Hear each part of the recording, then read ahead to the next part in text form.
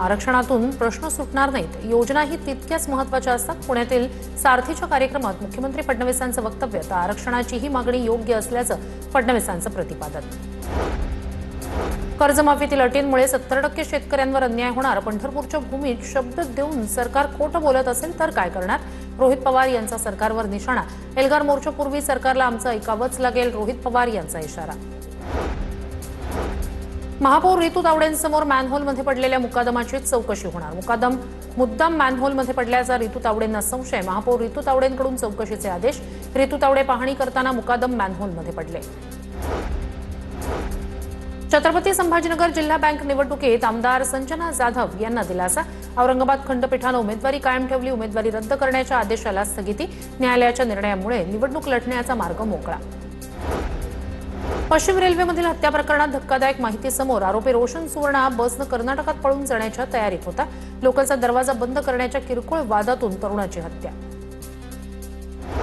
दिव्यांग सहाय्यक पोर्टल सुरू. फडणवीस सरकारचा मोठा निर्णय. दिव्यांगांना शासनाच्या सर्व योजना आता एका क्लिकवर मिळणार.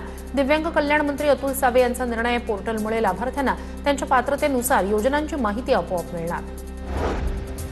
जळगावच्या सराफा बाजारात सोन्या चांदीच्या दरात वाढ. चांदीच्या दरात 5,000ची तर सोन्याच्या दरात 1,000ची वाढ. सोन्याचे दर जीएसटीसह 1,45,230 रुपये. चांदीचे दर जीएसटीसह 2,31,750 रुपयांवर.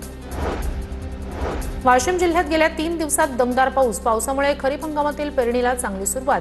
शेतीच्या मशागतीची कामं पूर्ण करून पेरणीच्या कामांना वेग. अमरावती जिल्ह्यातील 3 तालुक्यातील 6 मंडळांमध्ये अतिवृष्टी. अमरावती, दर्यापूर, अंजनगाव, सुरजी या तालुक्यांमध्ये बरसला धो-धो पाऊस. पावसामुळे 4 घरं कोसळली तर 3 बकऱ्यांचा मृत्यू. 2 दिवसापूर्वी झालेल्या नुकसानाची आकडेवारी समोर. नंदुरबार शहर आणि परिसरात अखेर पावसाला सुरुवात. रिमझिम पावसामुळे शहरासह परिसरात गारवा निर्माण. सकाळच्या सरींमुळे पेरणी केलेल्या पिकांना काहीसा फायदा होण्याची शक्यता. भंडारा जिल्ह्यात पाण्याचं मोठं संकट. जिल्ह्यातील 65 सिंचन प्रकल्पांमध्ये केवळ 19.85% उपयुक्त पाणीसाठा शिल्लक. धरणांमधील पाणी केवळ पिण्यासाठीच आरक्षित.